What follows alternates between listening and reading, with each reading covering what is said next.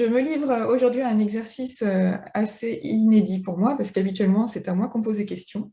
Et là, j'ai eu envie de savoir auprès d'un proche, très très proche, mon papa, quel était son ressenti par rapport au fait que j'ai eu un diagnostic d'autisme il y a peu de temps.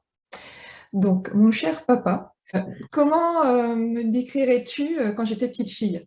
Je vais prendre trois qualificatifs: affectueuse, vive d'esprit, jolie, pour faire Est-ce que simple. tu avais senti que je pouvais être seule à l'école ou pas, par exemple? Est-ce que tu ressentais une espèce de solitude par rapport à mes autres frères et sœurs? Alors, pas de différence, je n'ai pas senti de différence avec tes frères et sœurs à aucun moment. Vous étiez tous les quatre, vous nous suiviez dans nos déménagements tous les 2 ou 3 ans. À chaque fois que vous arriviez dans une école, vous étiez ceux qui arrivaient de l'extérieur, donc qui voyaient des groupes qui préexistaient à votre arrivée, et vous n'avez pas forcément été bien accueillis par ces groupes que vous arriviez. On vous a vu souvent avec des enfants qui, comme vous, étaient un peu différents, venaient de l'extérieur ou arrivaient pour la première fois dans ces écoles. Mm. Et adolescente? Mais je n'ai pas vu de différence avec tes frères et sœurs adolescentes. Ce dont je me souviens, c'est que à partir de la sixième, je crois, euh, nous avons senti, ta mère et moi, qu'il y avait des pestes dans ton école, et ça s'est répété plusieurs fois. Alors, ça ne se sentait pas du tout dans le milieu familial, mais ça ne se ressentait pas du tout dans tes résultats scolaires, puisque ça marchait très bien. Et donc, mais on sentait qu'il y avait des pestes. Mais les adolescents ne sont souvent pas tendres entre eux, donc ça n'avait rien. Enfin, c'était désagréable, mais ce n'était pas strictement exceptionnel.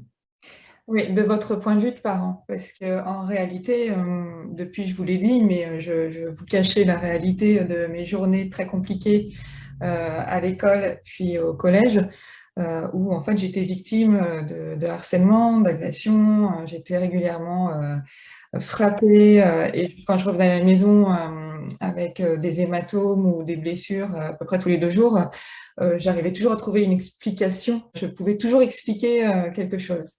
Néanmoins, est-ce que tu te rappelles que je pense que c'était en quatrième, troisième, régulièrement, pendant une semaine, j'étais malade tous les mois et qu'on savait, enfin, que le médecin n'arrivait pas à diagnostiquer, n'arrivait pas à savoir ce que je savais et j'avais fini par être hospitalisée pour avoir des examens complémentaires et qui n'avaient rien révélé en fait. Et en fait, cette semaine par mois où j'étais absente du collège, c'est parce qu'en réalité, j'avais un groupe d'individus qui m'intimidaient, qui me harcelaient et qui me menaçaient des pires choses si je mettais les pieds à l'école cette semaine-là. Donc, je trouvais le moyen d'être malade à la maison, de feindre la maladie à la maison pour ne surtout pas avoir à subir des dérouillés au collège à ce moment-là. Et ça, c'est quelque chose dont je pense que vous n'avez pas eu conscience, que vous n'avez pas su, quoi. J'ai le souvenir d'une période où j'avais mal au ventre. Ça a duré pendant longtemps et ça s'est terminé au bout d'un temps assez long, je crois, par une intervention d'une appendice, je crois, qui était rétrocécale. Et les difficultés, euh, ces difficultés moi, je me les suis assez expliquées par ce problème de santé qui s'est terminé par l'opération de l'appendice. Ouais, mais en réalité, c'était pas que ça, ou alors peut-être que l'esprit se focalisait dans l'appendice à ce moment-là. Oui, c'est vrai que j'étais opérée en urgence. J'avais Oui, mais en urgence, mais après longtemps pas de gestation de la Si, maladie, mais de durée de pendant réadaptation. 2 ans, en fait. Oui, oui, oui, ça a été long, mais c'était l'explication venait plutôt de là. En tout cas, à vos yeux. Euh, donc, vous n'aviez pas conscience que j'étais malmenée au collège. J'ai très, très bien faim le, Ça, je ne m'en suis pas rendu compte. Mm. Mais personne en fait, hein. Donc là, cette interview n'est absolument pas dans l'objectif de culpabiliser qui que ce soit.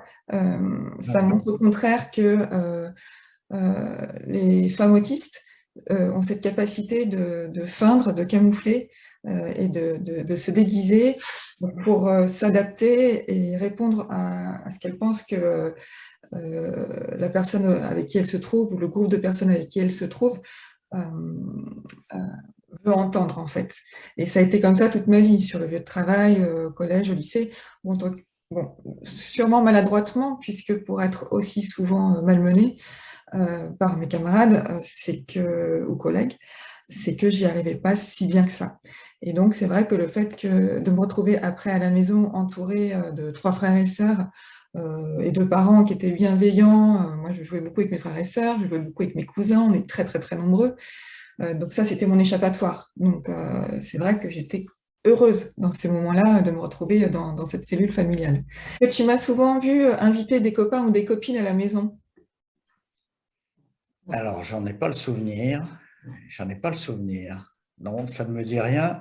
Et non, parce que justement, tu vois, il y avait c'était très très très séparé. En fait, tu avais le collège et l'école, puis le collège, le lycée moins, parce que j'ai eu quelques copains, et la maison. Voilà, c'était très séparé. Il y avait deux univers, celui de la souffrance et celui de la réparation auprès de vous. Et du coup, est-ce que tu te rappelles de la façon dont je vous ai annoncé le diagnostic? Oui, tu es venu déjeuner pendant le confinement et on a trouvé ça très sympa que tu viennes déjeuner pendant le confinement, ce qui c'était pas facile à faire. Et tu nous as annoncé ça de façon très simple. Et qu'est-ce que ça vous a fait? Alors moi, j'ai entendu, j'ai surtout entendu HPI. HPI? Euh, HPI, et je me dis, ben oui, ben oui. Ça correspond, je trouvais que la définition correspondait bien à ta capacité, ton agilité intellectuelle. Je me suis dit, bah, c'est bien qu'elle ait été reconnue HPI parce que, oui, c'est vraiment c'est trois lettres qui la caractérisent bien. Et l'autisme, non, ça Bah, t'a pas l'autisme, frappé. bon, c'était lié au HPI, mais c'est pour moi, dans la phrase, le plus important, c'était le HPI. Et l'autisme, bon, ça faisait partie de la définition, mais sans que ça m'interpelle particulièrement. Alors, en fait, non, HPI fait pas partie de la définition de autisme, parce que Mais c'était dans la même phrase. ouais, c'était dans la même phrase. Et Euh, donc, moi, j'ai retenu dans la phrase, j'ai plutôt retenu cette partie-là de la phrase, voilà, la fin de la phrase que le début. c'était pour expliquer un peu ce qu'était l'autisme Asperger, en quoi ça me caractérisait. Mais je rappelle ici à ceux qui regarderont cette vidéo qu'il y a autant de formes d'autisme qu'il y a d'autistes et que tous Oui. les autistes ne sont pas au potentiel intellectuel, donc HPI. Voilà. Maman, qu'est-ce que ça t'a fait à toi quand je t'ai dit que j'étais autiste Asperger? Asperger, pour moi, c'est comme ton papa, je me suis dit que ça te correspondait parce que je trouvais que tu avais toujours été brillante, voilà, depuis que tu étais toute petite, depuis la maternelle, j'avais pas. Mais autiste, je me suis dit, je suis passée à côté de quelque chose et je m'en suis tout de suite voulu de ne pas avoir diagnostiqué la chose. Mais quand tu étais petite, en fait, à partir de l'époque où tu as été à Tours, où là, tu as eu vraiment affaire à des pestes dans ta classe, c'est là que j'ai commencé à te sentir tellement malheureuse, tellement tu t'enfermais quand même un peu sur toi, sur toi-même, mais à la maison, tu étais tout à fait, enfin, entre guillemets, normal. Tu agissais comme tu étais avant. Tu avais été une petite fille toujours en jouet.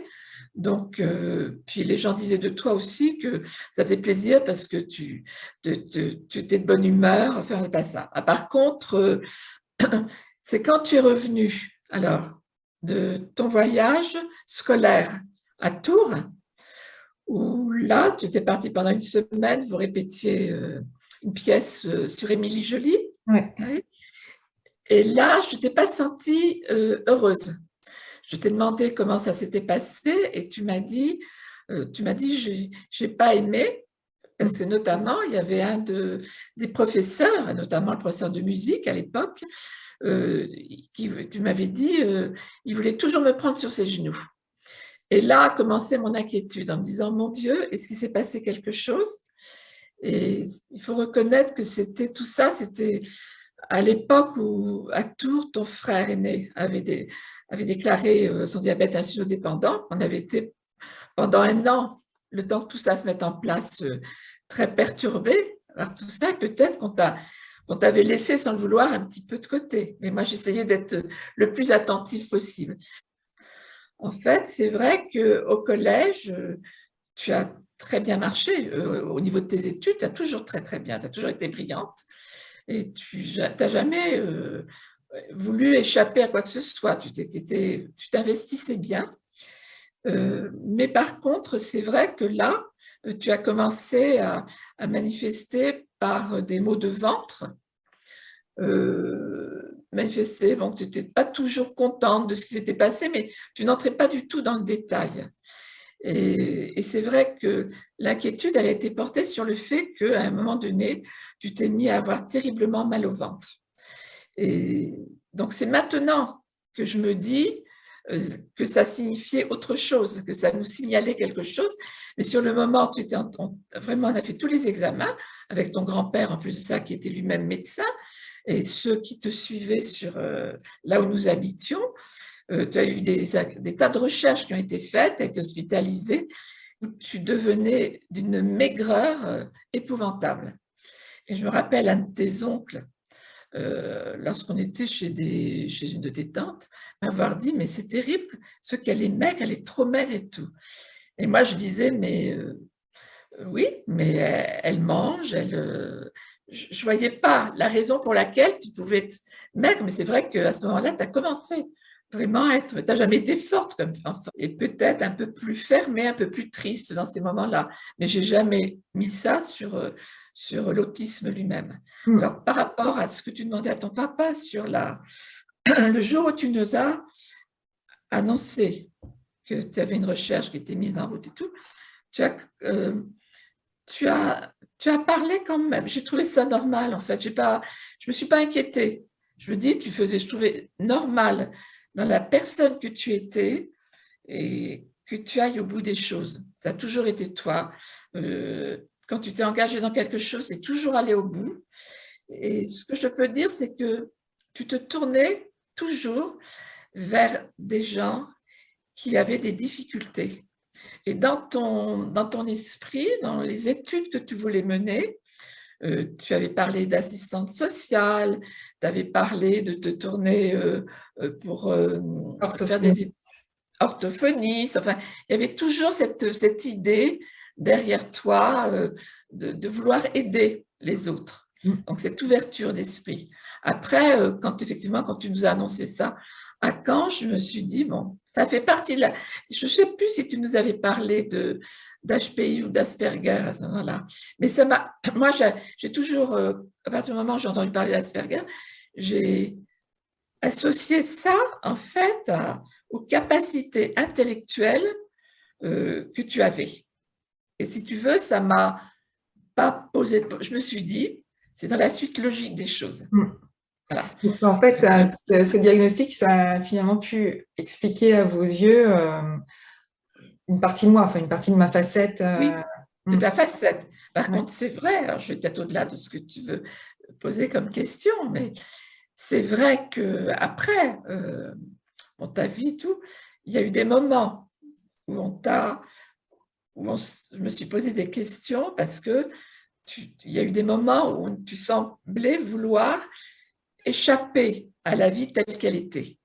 Et on sentait que à un moment donné, tu faisais beaucoup de sport, tu avais besoin, tu éprouvais le besoin, tu souhaitais pas trop les réunions de famille, on n'en fait pas beaucoup, mais j'ai senti à un moment donné qu'il y avait quelque chose qui n'allait pas.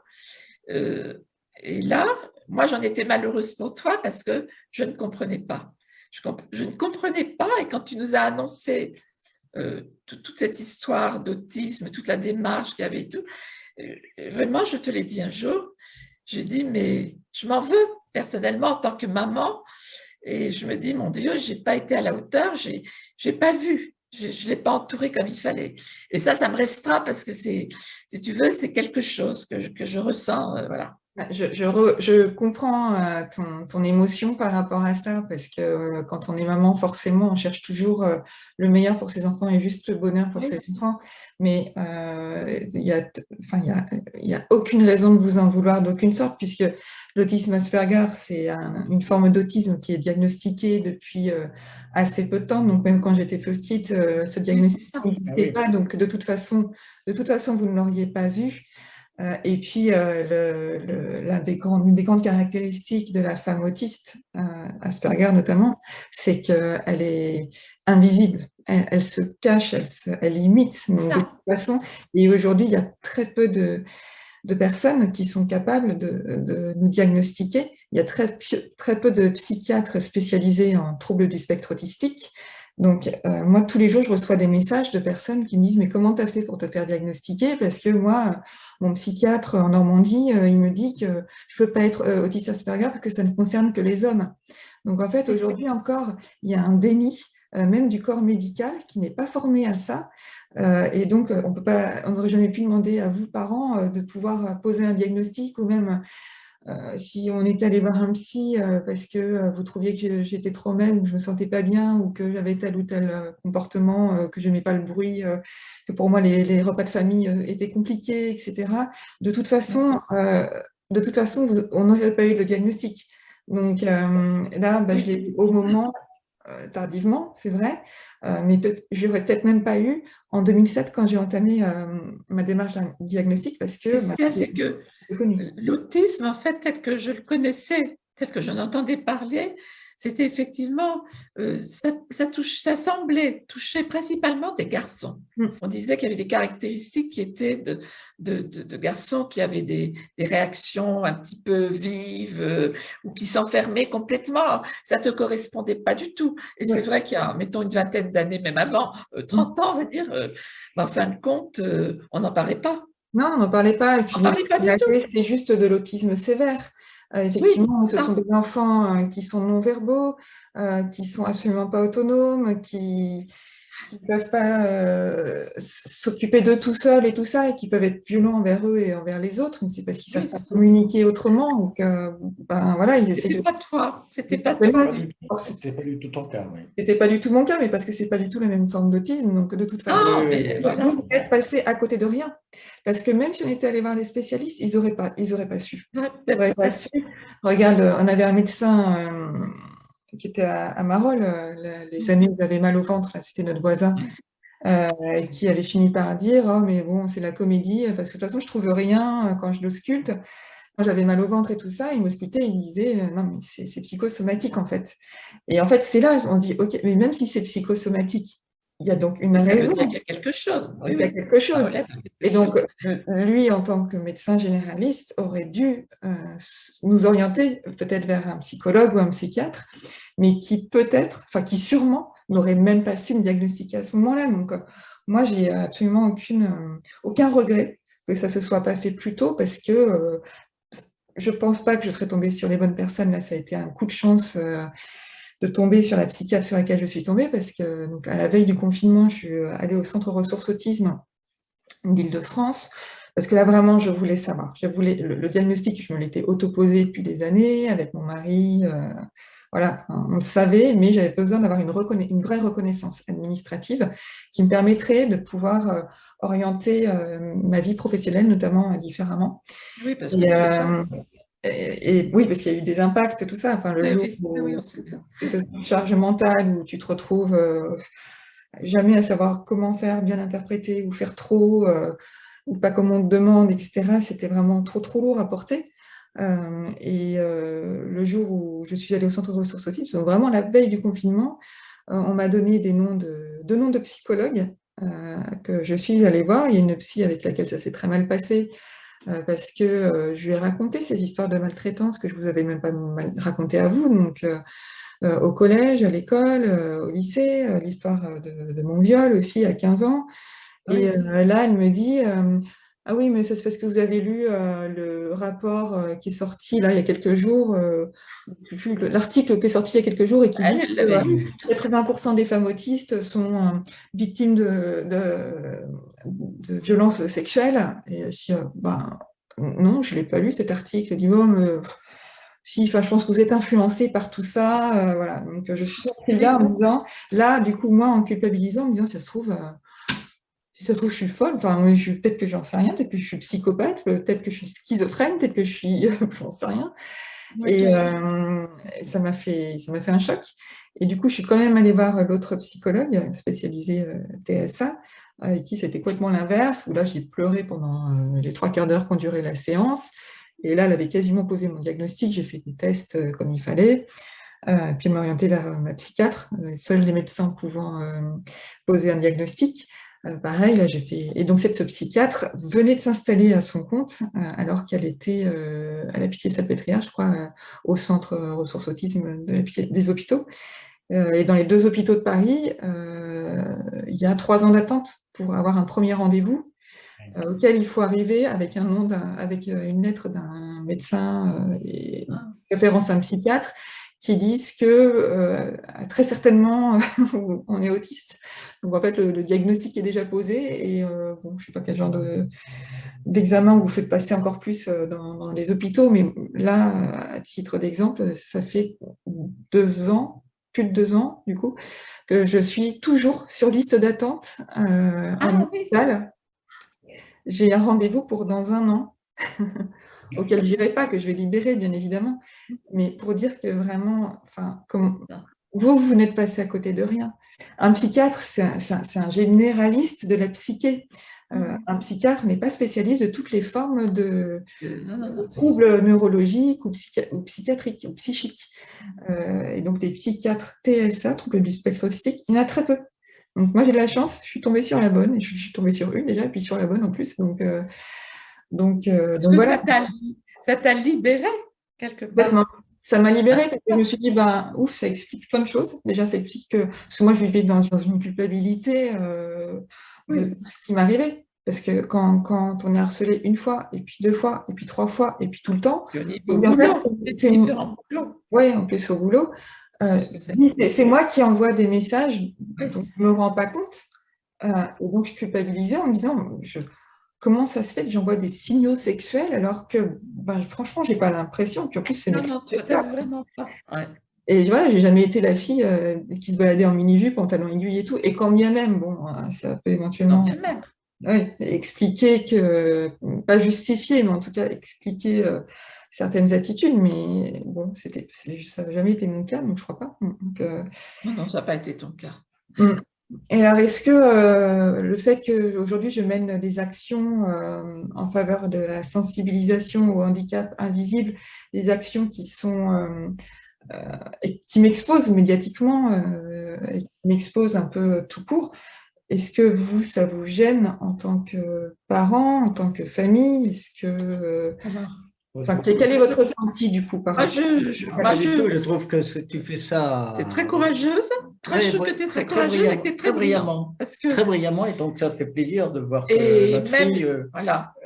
Moi, ça me fait plaisir de voir que tu réussis dans ce domaine. Et tu nous ouvres les yeux et tu nous aides à découvrir et voilà, et à avancer nous aussi, parce qu'en fait, on n'est jamais à l'abri autour de nous. On apprend en regardant ce que tu fais, on apprend des tas de choses. Et en plus de ça, on te sent tellement plus épanoui qu'à une certaine époque. Les dernières années ont été très difficiles pour toi. Et voilà, rien que ça, on retrouve je sais pas, la petite fille que tu étais avec ce sourire, toujours contente. Quand tu étais petite, tu étais vraiment comme ça, en jouet. Et c'est vrai que tu reparles, voilà. Nous, la période où vraiment... Alors après, tu étais mariée, tu étais avec Benoît, donc après tout ce que tu as vécu, quand tu en parlais quand même, tu m'as parlé de ces agressions quand même qu'il y avait au niveau boulot, qui était inadmissible, et ça, c'était... je enfin, j'étais torturée par ce… Et je me disais, c'est pas vrai, à chaque fois, et que tu rechangeais et tout. Donc là, on te ressent épanoui.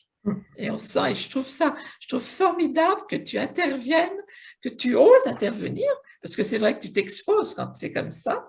Mais tu t'es caché pendant une période, et là, je trouve qu'il y a comme une renaissance chez toi. Tu t'es libéré de quelque chose, et voilà, on espère t'aider. On ne veut pas être intrusif dans ta vie, mais on sera toujours là à l'écoute pour Ouais, toi. c'est important d'avoir cette réaction des deux personnes qui me sont le plus chères au départ de ma vie, parce que je sais qu'il y a beaucoup de familles qui sont dans le déni, qui sont dans le rejet, qui sont dans le doute. Quand j'ai annoncé mon diagnostic, alors sûrement maladroitement, quoi. Je sais pas si c'est une bonne façon de faire ou je sais pas, mais ça fait un grand tri dans mon carnet d'adresses qui n'était pas très rempli, donc bon, finalement, le tri est tout relatif, mais je ne m'encombre plus aujourd'hui des gens qui mettent ça en doute. Et puis, je me sens plus obligée de me mettre dans des situations qui me mettent en souffrance. Ouais, Et ça. vraiment, il y a beaucoup de bruit et tout ça, même si je sais que les repas de famille, c'est important, on ne se voit pas si souvent, surtout depuis le confinement et tout ça, mais je me prépare mentalement à me dire, voilà, ça va durer 2 heures et puis après, ce sera bon. Mais bon, après, quand je rentre, je suis complètement laminée parce que il y a eu tout ce moment où il a fallu que je tienne, ne serait-ce qu'en question de sensibilité à tout, à hypersensibilité à tout. On est dans une famille où les gens rient, parlent fort, s'expriment, sont heureux. Donc, Les uns ou les autres, oui. et c'est beau, mais et, voilà, malgré tout, pour moi, c'est compliqué. C'est vrai, quoi. Organiser un repas, c'est compliqué. Aujourd'hui, j'apprends, parce qu'effectivement, du coup, c'est une libération, parce que je me dis, en fait, tout ne doit plus être sous contrôle. Les gens qui sont autour de moi sont là pour m'aider et me soulager. Ce que j'osais pas, en fait, faire avant. À la maison, bah, c'est moi qui faisais les devoirs, les repas, les rendez-vous chez les médecins pour les enfants, etc., etc., etc. Et c'est pour ça que souvent la femme autiste est en surcharge mentale, parce qu'elle gère tout en plus de tout ce qu'elle doit retenir en elle. Et bien que mon mari ne m'ait jamais demandé de tout faire, bon, bah voilà, ça s'est fait comme ça. Et puis, je le laissais avancer professionnellement, tandis que, bon, moi, comme je n'étais pas bien professionnellement, je, je me rabattais sur la famille pour me sentir bien. Mais voilà, aujourd'hui, j'apprends que c'est pas grave, ben, s'il accroche pas le linge comme moi, ou si quand il part en vacances avec les garçons, ben, je suis pas là, ben, de toute façon, ils font autrement. Et puis, si je rentre plus tard, ben, ils font autrement. Enfin, voilà, c'est apprendre aussi à me dépasser par rapport à ça, parce que je suis toujours dans le contrôle de tout, parce que dans ma tête, tout est hyper organisé, tout est timé, tout est… Et en fait, c'est un vrai effort pour moi d'apprendre à ce que les choses durent plus longtemps que ce que j'avais imaginé, à ce que l'imprévu existe, à ce que ben, il y a un Et changement de moins dans l'urgence. programme, tout ça, c'est difficile. Et moins dans l'urgence. Ouais, Et ouais. moins dans… Et puis je me donne le temps. Je me dis, bah, Oui, tant c'est ça. pis, si c'est pas fait, c'est pas grave.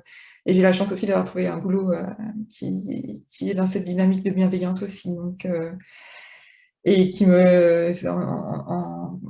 en discussion avec ma patronne, on s'est dit qu'il fallait que je passe à un temps partiel parce que elle sentait, elle aussi, puis ça a été à ma demande aussi où je commençais à nouveau surcharger, bien qu'étant dans un Il environnement faut très bien pas. pour moi, de pouvoir ben, consacrer ce temps à moi, qui est aussi le temps pour les autres, qui est sur la sensibilisation et où je reçois un accueil sympathique et attendu. Et c'est bien parce que ça libère la parole de beaucoup de personnes et de femmes, et même d'époux de femmes autistes qui Ah m'écrivent. ouais, c'est Et je trouve ça très, très chouette. formidable. Ouais, c'est bien. Donc, je vous remercie beaucoup et vraiment, la culpabilité, la culpabilisation, je comprends, mais vraiment, vraiment, ça n'a pas ça n'a pas sa place ici parce que de toute façon, personne n'aurait pu savoir.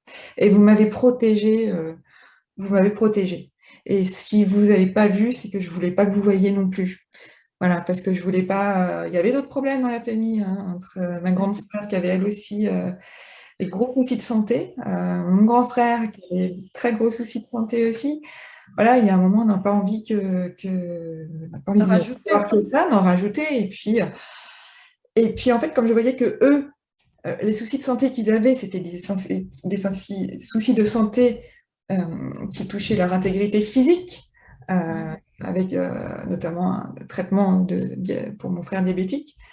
Alors que moi, ben, finalement, les bleus, vous les avez pas forcément vus, ou quand je rentrais avec j'ai encore des cicatrices, quoi, qui viennent de mauvais coups de camarades qui venaient armés de tournevis pour me les planter. Bon, bah, ça, c'est des trucs que je pouvais pas vous dire parce que je me disais que c'était moi qui n'étais pas normale.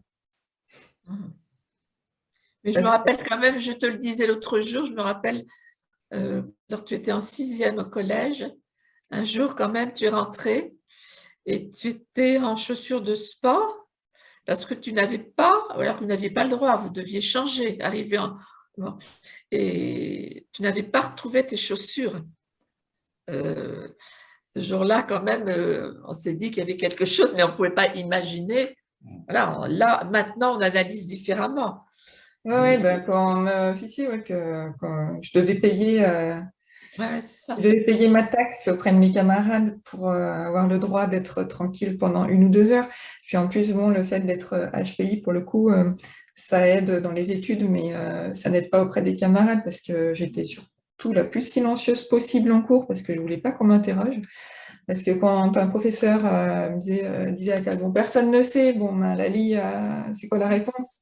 Moi, j'étais bien obligée de donner la réponse et c'est toujours la Ah bonne oui, réponse. Et du coup, ben, forcément, ça déplaît aux camarades de classe, quoi. voilà. Un dernier mot, les parents. J'ai rien à rajouter, c'est que c'est ni Asperger, ni autisme, ni HPI, c'est notre fille.